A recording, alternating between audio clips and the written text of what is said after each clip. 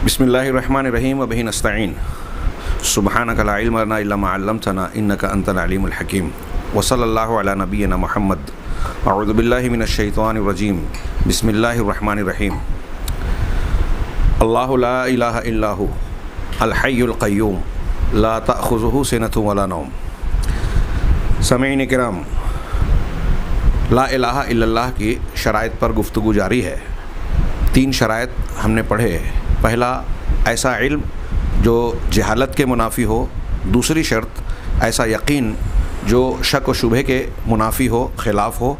तीसरी शर्त, इखलास जिसमें शिर्क और रियाकारी की, दिखावे की कोई भी किसी भी किस्म की आमेज़िश ना हो। चौथी शर्त है ला इलाहा इल्लल्लाह के मकबूल होने के लिए, मोतबर माने जाने के लिए और अल्लाह के यहाँ उसे काबिल कबूल बनने के लिए। चौथी शर्त है अस्सिद्क़ु अल मुनाफ़ी लिल कज़िब, के सच्चाई जो झूठ के मुनाफ़ी हो। जब बंदा ला इलाहा इल्लल्लाह का इकरार कर रहा है, इसकी गवाही दे रहा है, तो ये सच्चाई के साथ होना चाहिए, दिल में सच मानते हुए। हाँ, झूठ बोलते हुए नहीं। ज़बान से तो कह रहा है लेकिन दिल उसके ख़िलाफ़ अगर है तो ये झूठ कहलाता है। चुनांचे शेख अब्दुल रज़ाक ने कहा कि इस शर्त का मतलब ये है कि बंदा इसको अपने दिल की सदाकत और सच्चाई के साथ सादिक होने के तौर पर कहे।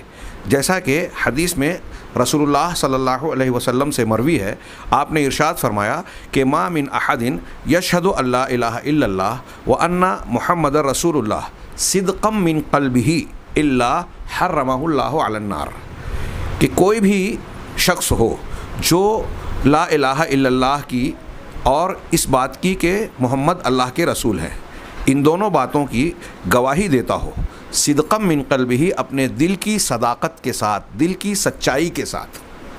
ख़ुद नबी करीम सल्लल्लाहु अलैहि वसल्लम ये शर्त बयान कर रहे हैं। मैं फिर से दोहराऊँ कि ये शराइत किसी आलिम की, किसी शख्स की अपनी मुतय्यन की हुई नहीं है।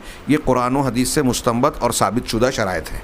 अल्लाह के नबी सल्लल्लाहु अलैहि वसल्लम ने ख़ुद कहा कि जो शख्स इस बात की गवाही देता हो कि अल्लाह के सिवा कोई माबूद बरहक नहीं है और मोहम्मद अल्लाह के सच्चे रसूल हैं, अपने दिल की सच्चाई के साथ, तो अल्लाह तबारक व तआला उसे जहन्नम पर हराम कर देगा। अल्लाह तबारक व तआला ने ऐसे शख्स को दिल की सदाकत के साथ जो गवाही देता है, ऐसे शख्स को अल्लाह ने जहन्नम पर हराम कर दिया। मतलब जहन्नम की आग उसे नहीं जलाएगी।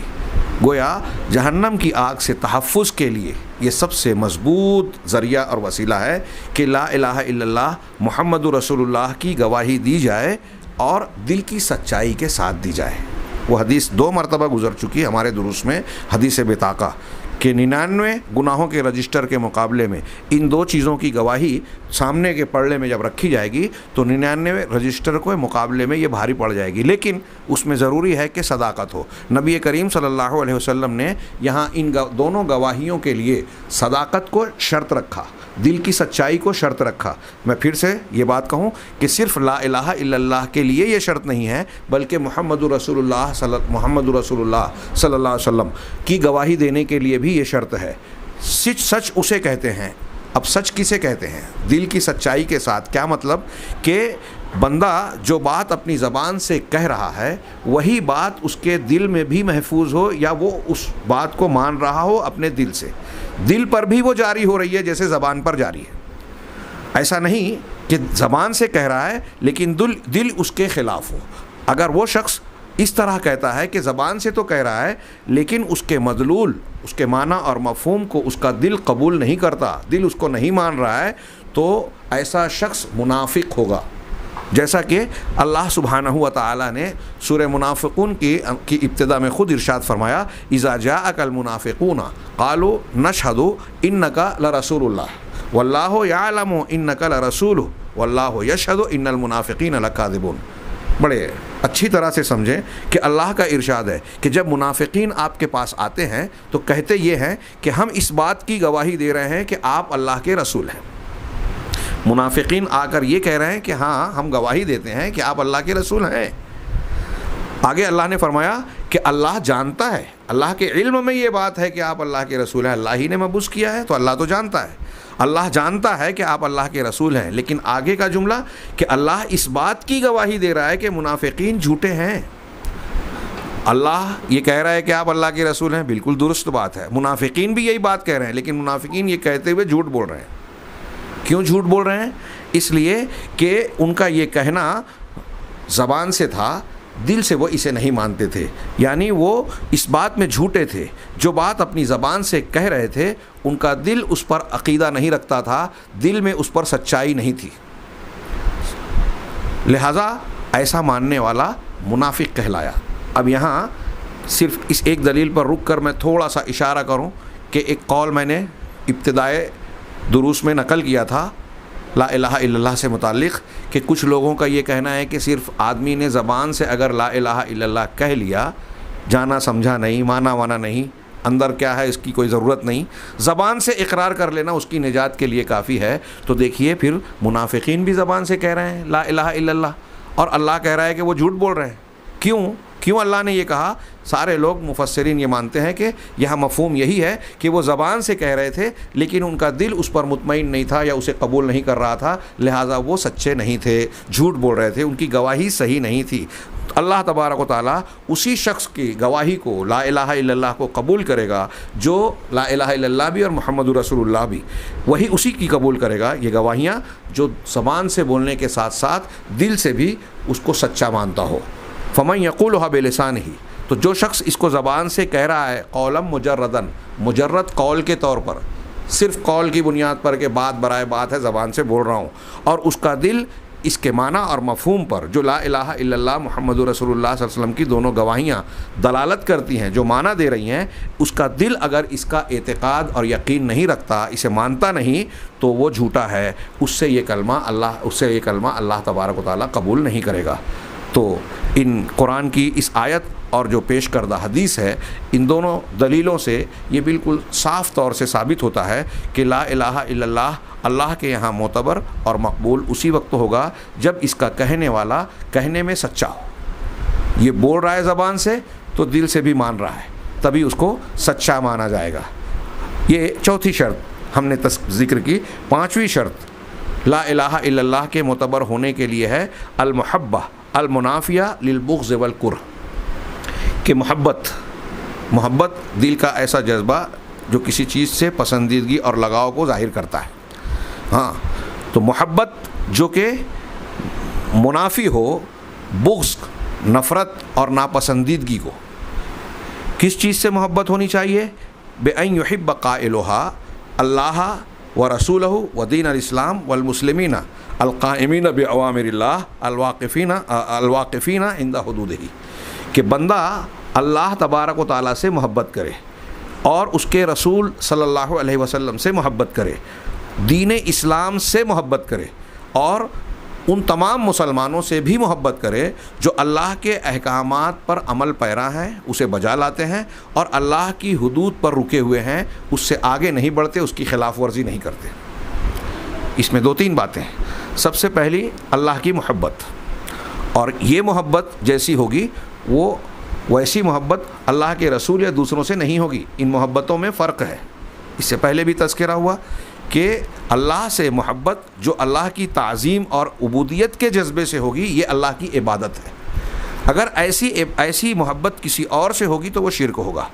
हाँ, और फिर अल्लाह की मोहब्बत के ताबइयत में उसके हुक्म की बुनियाद पर, हाँ, उसकी मोहब्बत के तकाज़े की तकमील के तौर पर सबसे ज़्यादा सबसे अव्वल मोहब्बत का मुस्तहिक़ उसके पैगम्बर हैं जनाब मुहम्मद रसूलुल्लाह सल्लल्लाहु अलैहि वसल्लम। अल्लाह के नबी सल्लल्लाहु अलैहि वसल्लम और अल्लाह से सबसे ज़्यादा मोहब्बत होनी चाहिए। कुरान की सूरह तौबा की वो मशहूर आयत, कुल इन काना आबाउकुम व अबनाउकुम व इख्वानुकुम व अशीरतुकुम, हाँ, वह ये पूरे 8 चीज़ों का तज़किरा किया गया कि आपके बाप दादा, आपके भाई बंद, आपके बेटे, आपके बीवी, व अबनाउकुम इन काना आबाउकुम व अबनाउकुम, हाँ, तुम्हारे बाप दादा, तुम्हारे भाई बंद, तुम्हारे रिश्तेदार, तुम्हारे ख़ानदान या बीवियाँ, बेटे, तुम्हारी तिजारत जिसकी कसाद बाजारी से तुम्हें खौफ लगता है, तुम्हारे वो घर जिस तुमको बहुत पसंद है, और तुम्हारी तिजारत जिसकी कसाद बाजारी से तुमको अंदेशा है, ये माल और दौलत, ये सारी चीज़ें जो 8 चीज़ें जो हर इंसान के से जुड़ी हुई होती हैं और इनसे फितरी तौर से लगाव और मोहब्बत होता है। अल्लाह ने फरमाया कि अहब्ब इलैकुम, अगर ये चीज़ें तुम्हारे नज़दीक ज़्यादा महबूब हैं, मिन अल्लाह व रसूल ही, अल्लाह के मुकाबले में, उसके रसूल के मुकाबले में, व जिहादिन फ़ी सबीली, और अल्लाह के रास्ते में जिहाद करने से भी ज़्यादा महबूब हैं, फ़तरब्बसू, तो तुम इंतज़ार करो, हत्ता याती अल्लाह बिअम्रिह, यहाँ तक कि अल्लाह अपना अम्र यानी अपना अज़ाब ले आए। इस आयत से और ऐसी बहुत सी आयात और अहादीस से ये साबित है कि अल्लाह तबारक व तआला से सबसे ज़्यादा मोहब्बत होना और उसकी मुताबियत में उसके बाद मखलूक के मुकाबले में, दीगर अलाइक के मुकाबले में नबी पाक सल्लल्लाहु अलैहि वसल्लम से मोहब्बत होना, ये ईमान के लिए ज़रूरी है, ये ईमान का हिस्सा है। चुनांचे ला इलाहा इल्लल्लाह मुहम्मदुर रसूलुल्लाह की गवाही के लिए भी ये शर्त है कि इस कलमे से, अल्लाह से, रसूल से, दीन इस्लाम से और मुसलमानों से इंसान को मोहब्बत हो। और जो शख्स ला इलाहा इल्लल्लाह का मुखालिफ है, दुश्मन है, इनाद और दुश्मनी रखता है और ऐसी चीज़ों को अंजाम देता है जो ला इलाहा इल्लल्लाह के ख़िलाफ़ है, यानी शिर्क और कुफ्र करता है, हाँ, और उसे इख्तियार करता है उन चीज़ों से बुग़्ज़ और इनाद रखे, नापसंदीदगी का इजहार करे। मैंने इससे पहले किसी दर्स में कहा था कि अगर कोई मुसलमान ये कहे कि मुझे अबू जहल से मोहब्बत है, फ़िरौन से मोहब्बत है, तो उसका ईमान सलामत ही नहीं रहेगा, ये शर्त मफ़कूद हो जाएगी। वो अल्लाह के दुश्मन से अगर कोई मोहब्बत रख रहा है तो गोया वो अल्लाह से दुश्मनी कर रहा है। तो अल्लाह से मोहब्बत की तकमील कब होती है कि अल्लाह की महबूब चीज़ें भी हमारी महबूब बन जाए। किसी भी चीज़ से आप मोहब्बत करते हैं तो उस वक्त तो मोहब्बत की तकमील होती है कि वो जिस चीज़ को पसंद कर रहा है आप भी उसे पसंद करने लगें। बाज़ मरतबा दुनिया में एक इंसान अपने तौर से अगर किसी को अपनी तरफ मायल और राग़िब करना चाहता है, किसी को दोस्त बनाना चाहता है, तो वो राग़िब अगर नहीं हो रहा है तो कोशिश करता है कि उसके बेटे से मोहब्बत का इजहार करे, उसकी महबूब चीज़ों से पसंदीदगी का, कि आपको ये पसंद है, मुझे भी पसंद है, या आप इसके साथ भलाई का सलूक करना चाहते हैं, मैं भी एहसान कर रहा हूँ। तो उसकी ये सोच होती है कि उसकी महबूब चीज़ के साथ जब मैं मोहब्बत करूँगा, उसकी खिदमत करूँगा, उसके काम आऊँगा, तो वो भी मुझे पसंद करने लगेगा। ये हमारे यहाँ मखलूक में ये मामला चलता है। तो इससे हम ये समझ सकते हैं कि अल्लाह से जब हम मोहब्बत कर रहे हैं तो उसकी मोहब्बत का फितरी तकाज़ा ये है कि अल्लाह की महबूब चीज़ें हमारे लिए नज़दीक महबूब हो जाएं।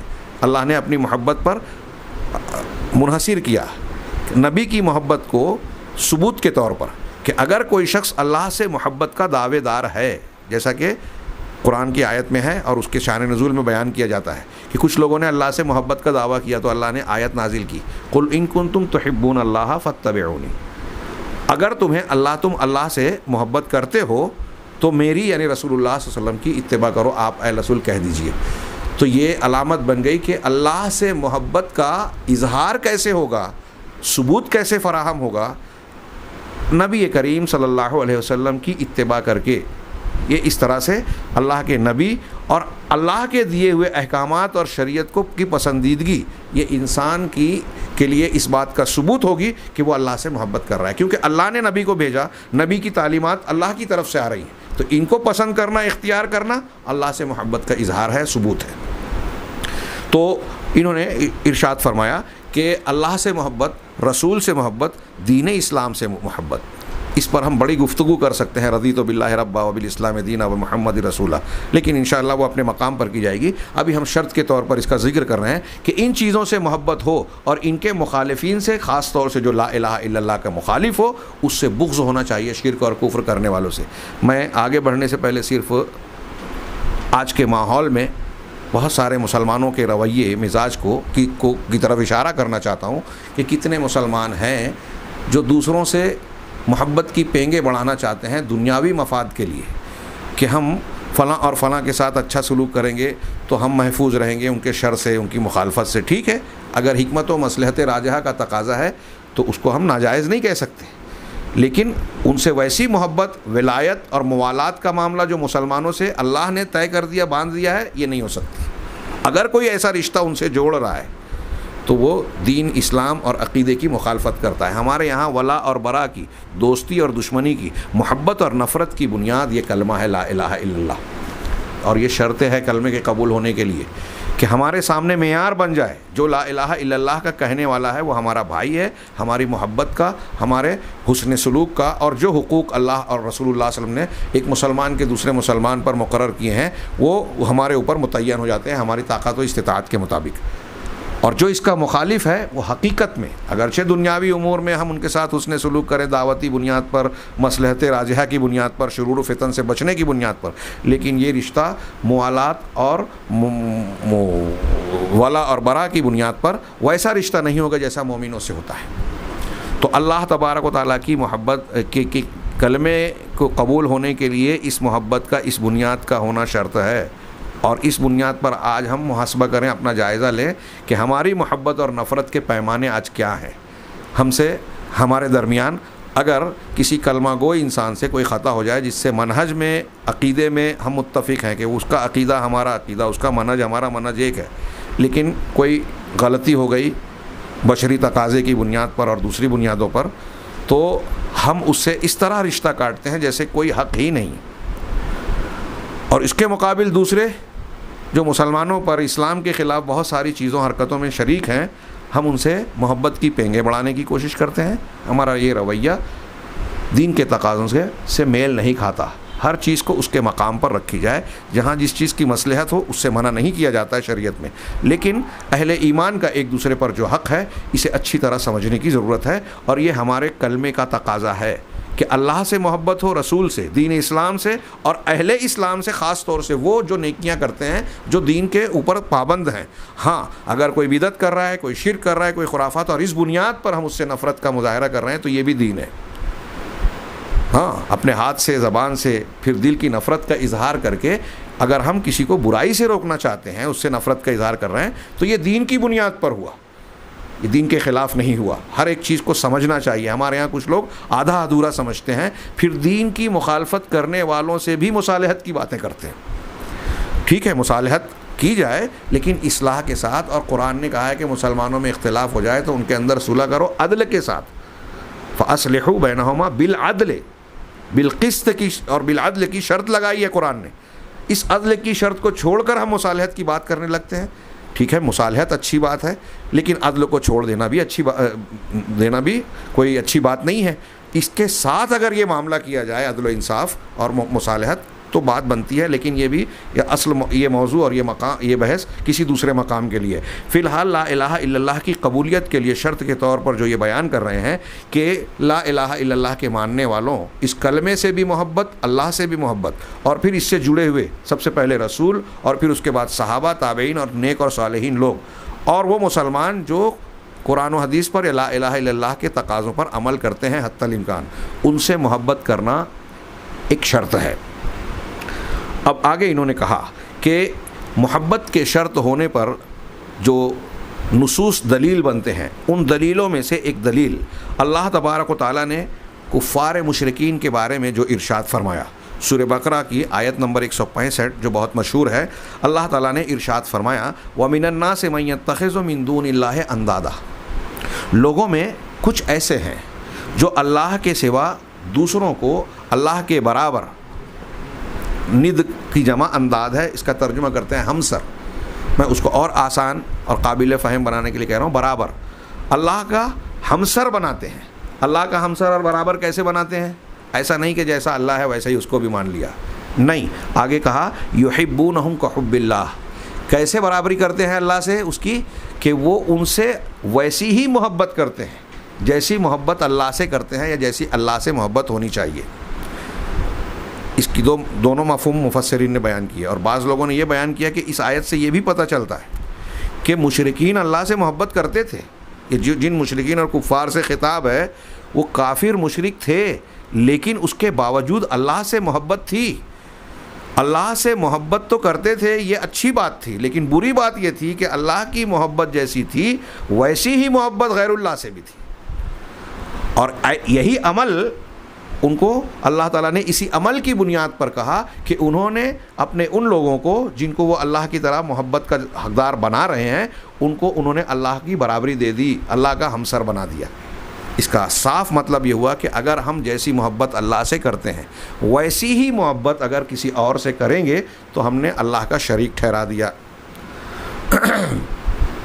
यहाँ फिर से इससे पहले बयान की गई कि जो दुनिया में हम दूसरी चीज़ों से मोहब्बत करते हैं वो मोहब्बत इनके अल्लाह की मोहब्बत के ताबे होगी, तो ये शिरक नहीं है, तबई और फितरी अंदाज में शरीयत के दायरे में हो। हज़रत इब्राहीम अलैहिस्सलाम अपनी बीवी बच्चों से बड़ी मोहब्बत करते थे, लेकिन अल्लाह ने हुक्म दिया उनको बेआब व गयावादी में छोड़ाओ, छोड़ाए। उनसे मोहब्बत है, लेकिन उनकी मोहब्बत से ज़्यादा अल्लाह की मोहब्बत है। जब उनकी मोहब्बत में और अल्लाह की मोहब्बत में टकराव होगा, ये इम्तिहान का वक्त जब होता है तो पता चलता है कि बंदा दोनों में से किस मोहब्बत को तरजीह देता है।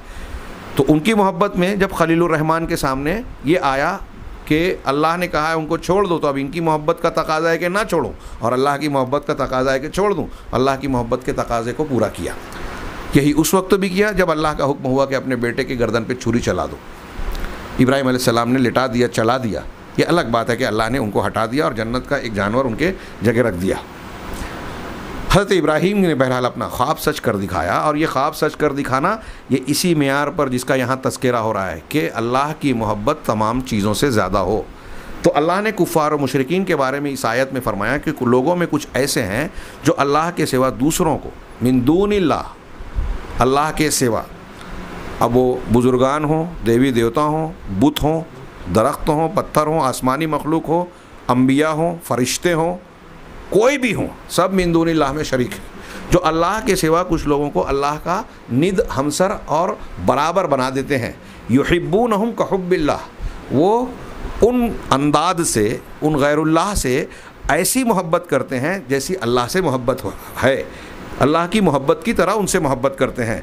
वल्लज़ीना आमनू अशद्दु हुब्बन लिल्लाह, जो लोग ईमान लाए वो मोहब्बत में, अल्लाह की मोहब्बत में सबसे ज़्यादा सख्त और बढ़े हुए होते हैं। यहाँ कुरान में अल्लाह ने ये नहीं कहा अल्लाह से मोहब्बत करो।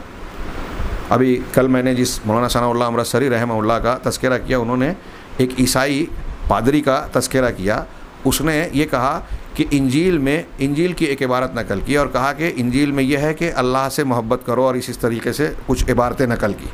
और उसने ये कहा कि इंजील कह रहा है अल्लाह से मोहब्बत का हुक्म दे रहा है, जबकि कुरान में इस तरह का हुक्म मौजूद नहीं है। मौलाना सनाउल्लाह अमृतसरी ने इस आयत को पेश करके कहा कि किसी बात के करने के लिए हुक्म देना और ख़बरिया तौर से बताना, दोनों में अहले ज़बान, अहले लुग़त और अहले फ़साहत व बलागत के नज़दीक ज़्यादा मुअस्सिर बलीग वो जुमला है जिसमें ख़बर के तौर पर किसी काम के लिए उभारा गया। उन्होंने मिसाल दी कि एक उस्ताद अपने शागिर्द से ये कहे कि तुम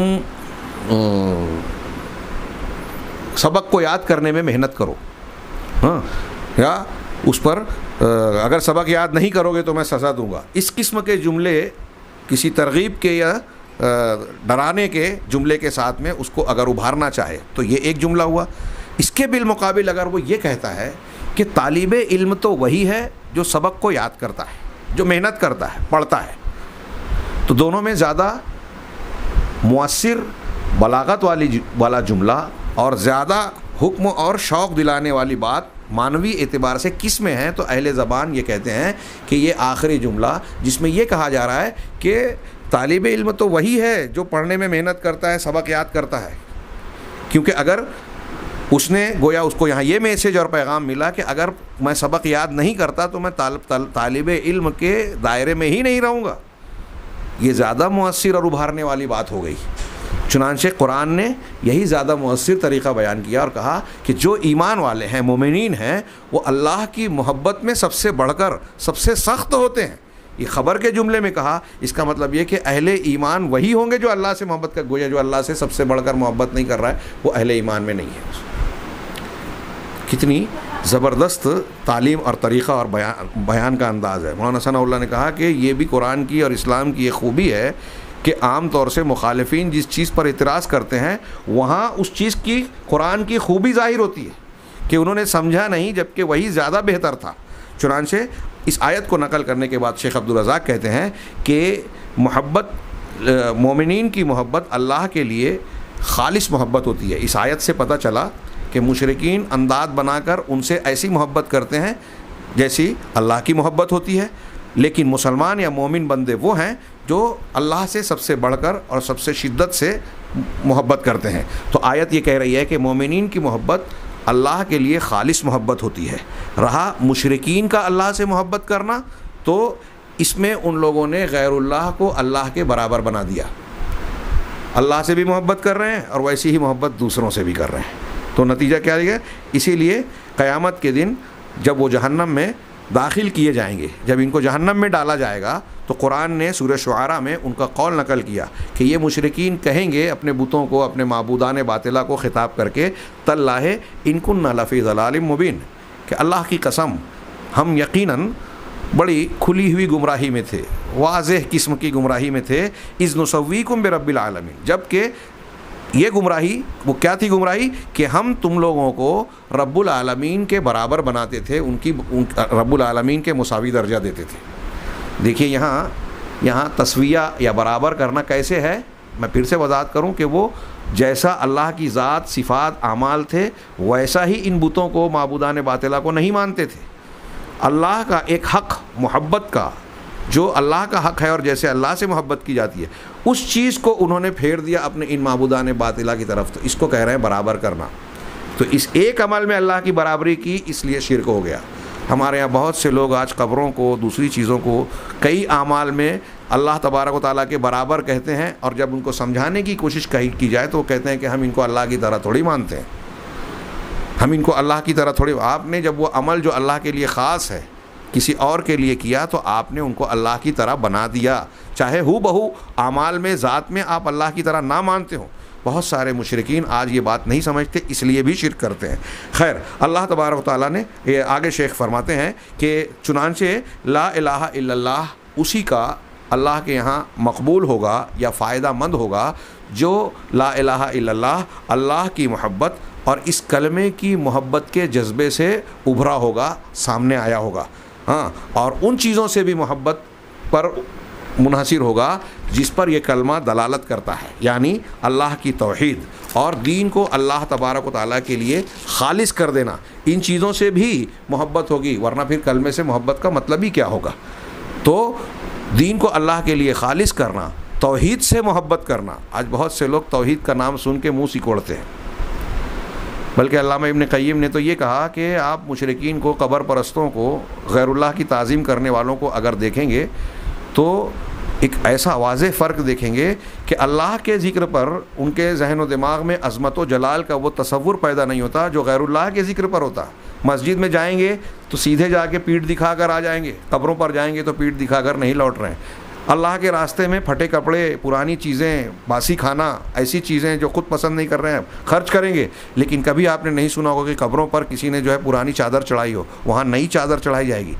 अल्लाह के ज़िक्र पर उनके जहन व दिमाग पर वो तसव्वुर नहीं उभरता, उसकी इबादत के सिलसिले में वो जज्बात नहीं उभरते जो इन गैरुल्लाह को जो उन्होंने बना लिया है उनके ताल्लुक़ से उभरता है। अभी हमने आयत पढ़ी, मैं शेख मोहम्मद बिन अब्दुल वहाब का एक नुक्ता यहाँ मुझे याद आ गया किताबुत तौहीद में, कि उन्होंने ज़िक्र किया कि गौर कीजिए कि अगर कोई शख्स, जैसी अल्लाह से मोहब्बत होनी चाहिए, अगर कोई शख्स किसी और से वैसी ही मोहब्बत करे तो कुरान कह रहा है कि वो निद बना रहा है, शिरक कर रहा है। कुरान ये कह रहा है अल्लाह के जैसी मोहब्बत करने पर।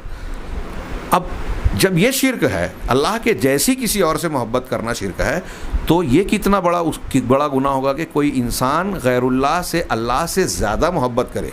मैंने अल्लामा इब्न क़य्यिम के एक लंबे चौड़े कौल का थोड़ा सा जुज़ पेश किया कि ये गैरुल्लाह को पूजने वाले पुजारी अल्लाह की अज़मत व किबरियाई पर उतना ज़्यादा उनके ऊपर असर नहीं पड़ता जितनी हैबत और असरात उनके गैरुल्लाह के नाम के ज़िक्र पर दिखाई देते हैं। तो गोया इनकी हैबत और मोहब्बत अल्लाह के मुकाबले में गैरुल्लाह से ज़्यादा है। तो अगर कोई शख्स अल्लाह से ज़्यादा किसी और से मोहब्बत करे तो वो कितना बड़ा मुजरिम होगा, जब उसके जैसी करने पर अल्लाह ने कहा वो मुशरिक है, वो निद बना रहा है, अल्लाह की बराबरी कर रहा है। तो अगर अल्लाह से ज़्यादा किसी से मोहब्बत करेगा तो क्या कहलाएगा? और उस शख्स का क्या मामला होगा जो अल्लाह से ज़्यादा तो से भी आगे बढ़कर किसी गैरुल्लाह से तो मोहब्बत करता है, अल्लाह से मोहब्बत ही नहीं करता? उस शख्स का क्या मामला होगा? यानी वो इससे भी बड़ा मुजरिम होगा।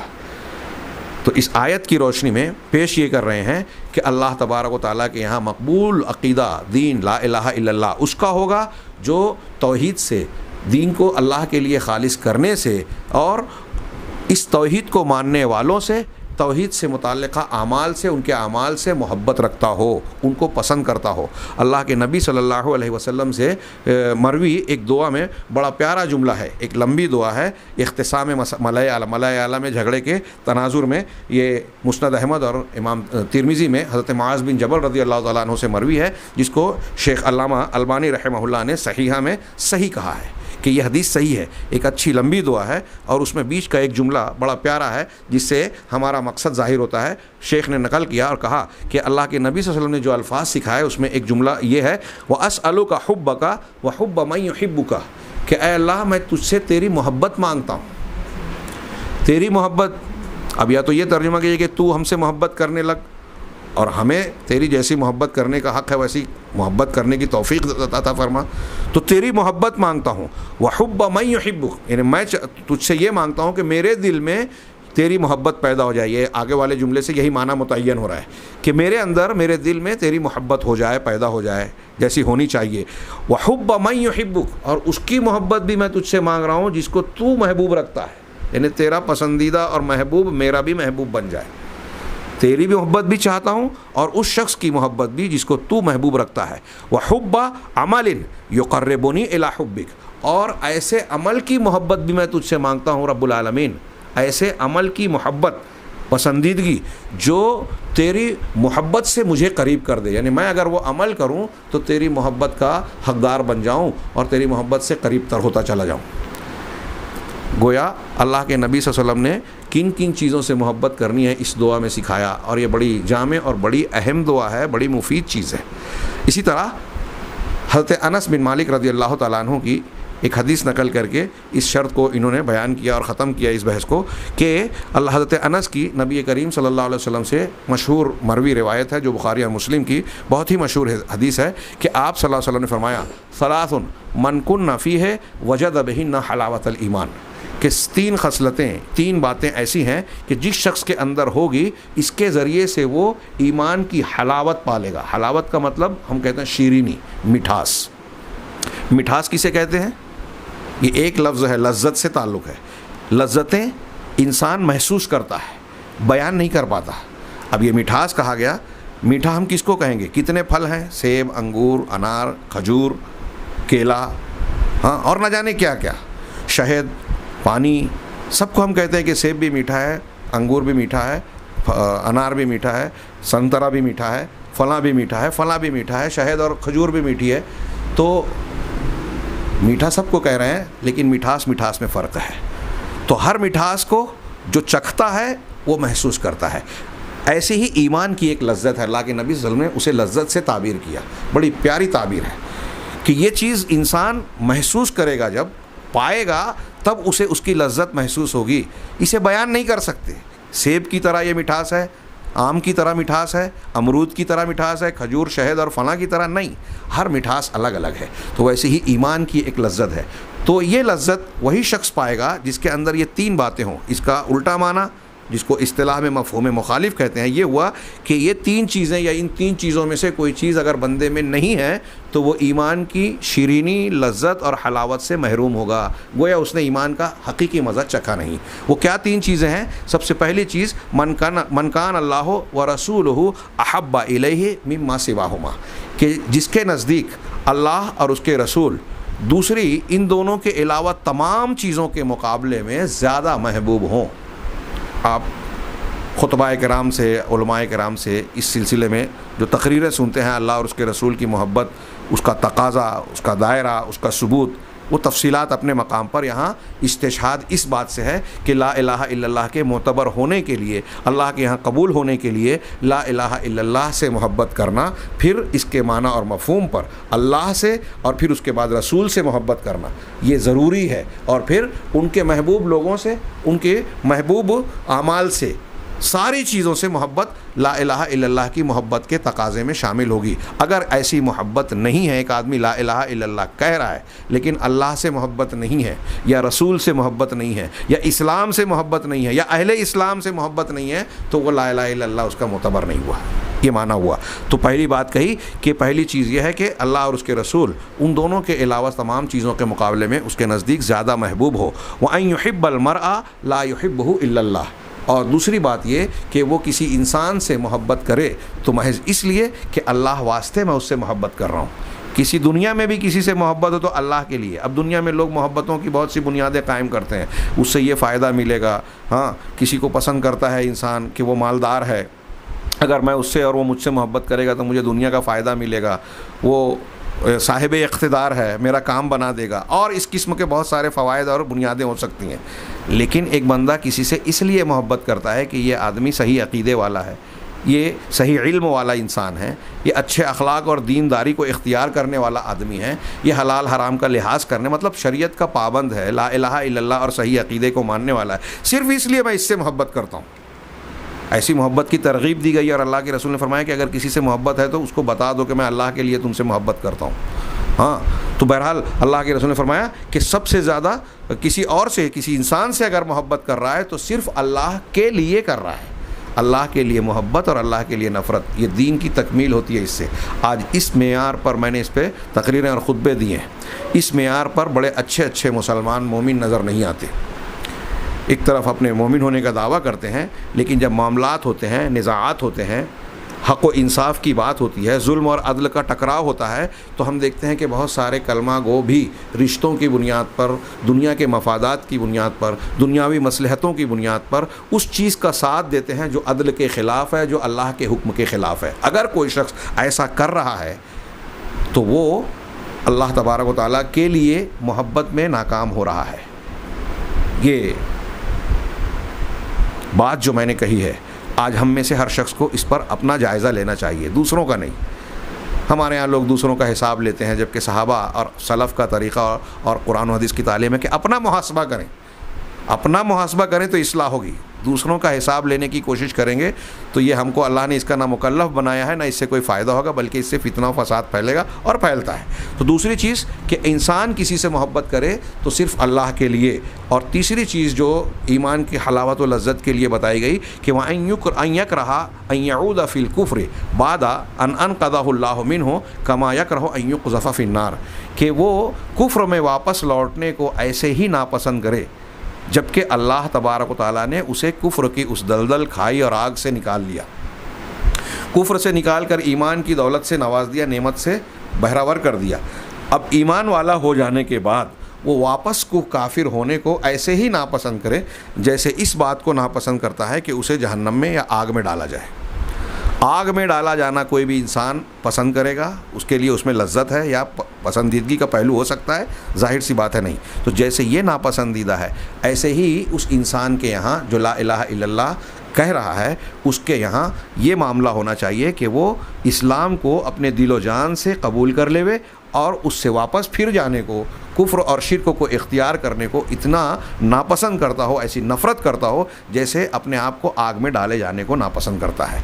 शेख ने बड़ी प्यारी एक मुख्तसर सी तशरीह की कि इस आयत में, इस हदीस में 3 चीज़ें बयान की। एक असल है, एक तफरीह है और एक ज़िद की नफ़ी है। असल क्या है? अल्लाह की मोहब्बत। सारी मोहब्बतों की जड़ बुनियाद अल्लाह से मोहब्बत का होना है।